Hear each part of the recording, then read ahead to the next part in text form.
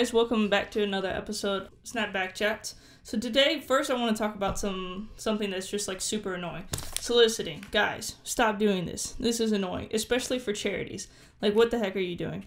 It's illegal, first of all, in most places. So that's not a good way to get people to give you money.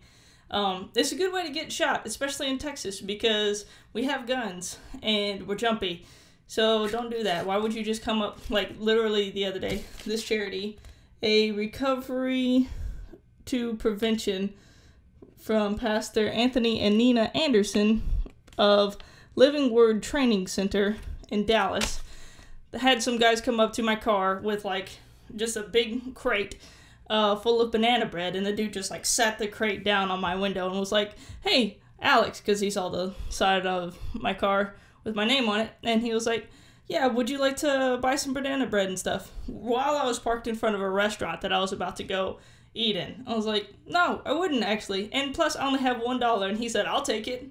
So he was like totally willing to take my last dollar after he slammed his cart onto my car. Don't do that. That's just annoying. Use Kickstarter, use Facebook. There's loads of other ways to get money and to crowd surf and stuff like that. So there's just no reason to do soliciting. Stop it. Okay. Second thing that I want to talk about is a couple things that millennials won't have. Let's talk about the first one, which is kids. I don't think millennials are going to have babies. At least not very many of us will. If you watch the daily vlogs, then you know that's my 7th rule. No babies. Earlier this week, I just found out that there was a news story of a woman who had a baby in the U.S. and due to her hospital bills and things like that, she couldn't pay because it actually costs money to have children here rather than in places where you have socialized medicine. Hurrah for you. So she couldn't pay her medical bills and stuff for having the baby at the hospital. And what happened is all of her bills went to a collection agency, and then they ended up foreclosing on her house and like taking her house and her car away. So now she has like all this debt. She lost her house, like her car and everything. And then since she didn't have a house, CPS came and took her child away because she's an unfit mother who has no ability to provide for her child. So that's pretty terrible, and I don't understand like why things like that happen. Like, maybe it's because we don't have socialized medicine, I don't know. But because that is possible and we just can't afford literally to like have babies, which is a natural thing, I don't think millennials are going to have very many of them. Another thing that we won't have is huge houses. You can see that with more of the explosion in this whole tiny house movement and everyone looking to live smaller and stuff. Start Googling tiny houses. Even Coleman and I are looking at doing that, where people are building houses on flatbed trailers, and then they're just, living on that kind of a thing. And more people are starting to build houses out of freight cars, like rail cars. So I think that, we're just kind of at the acceptance stage of, what, we're not going to have very much, so let's just make the best of it and try to make a cool little tiny house.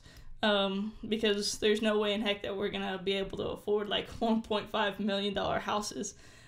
Especially with people like our grandparents and parents who have not just their house, but who are out there buying other houses. And what's sad right now is like now is the time to buy, like it's a buyer's market, so they say.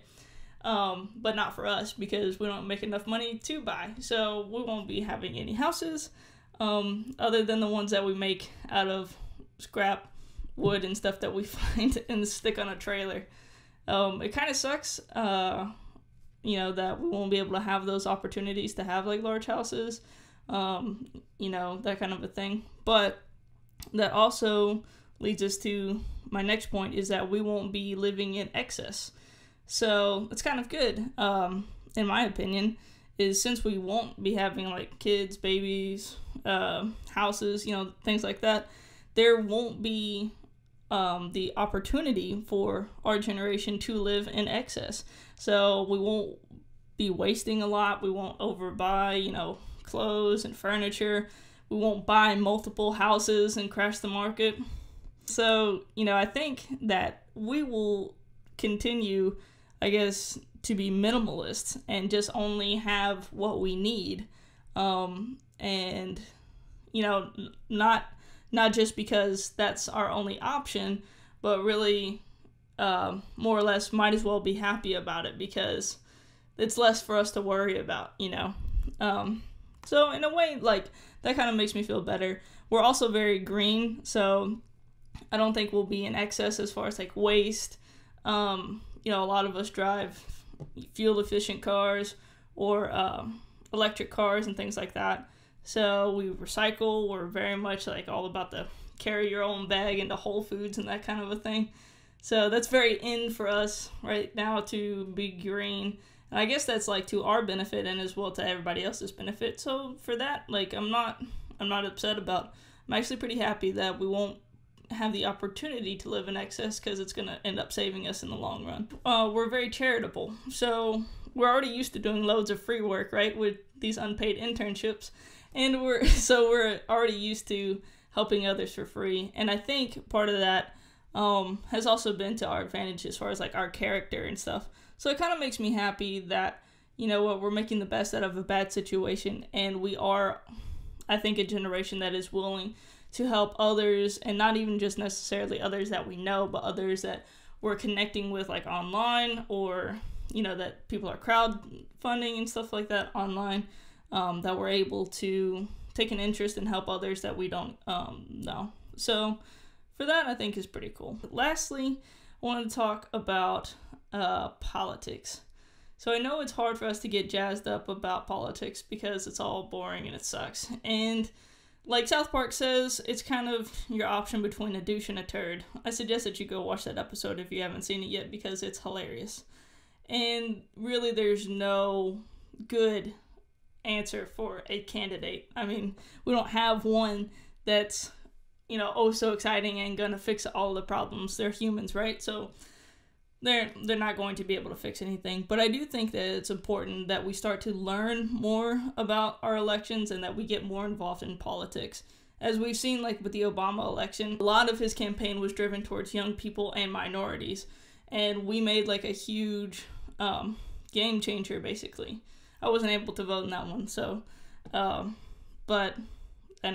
don't support Obama, but I do think that we still need to respect the chair, like, of the president, like, who, no matter whose butt is sitting in it.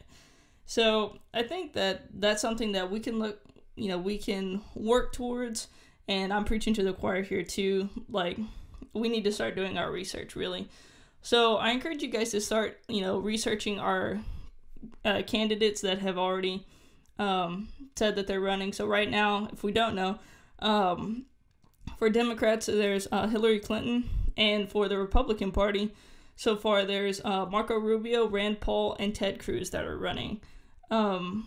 So, I'm going to encourage you guys, just like I am myself, to start doing some research and, like, let's learn some more about these candidates and make ourselves more informed before the election comes up. So let's all try to work towards that, and hopefully we can start encouraging our leaders to make our nation better and to start working together to make things better. Well, thank you guys for tuning in for another Sunday Snapback Check. I hope you guys had a wonderful week, and I will see you guys next Sunday. Have a good one. I needed this. It's so little. Well, it doesn't look little like that, but look at it compared. I need a banana for scale. Banana for scale.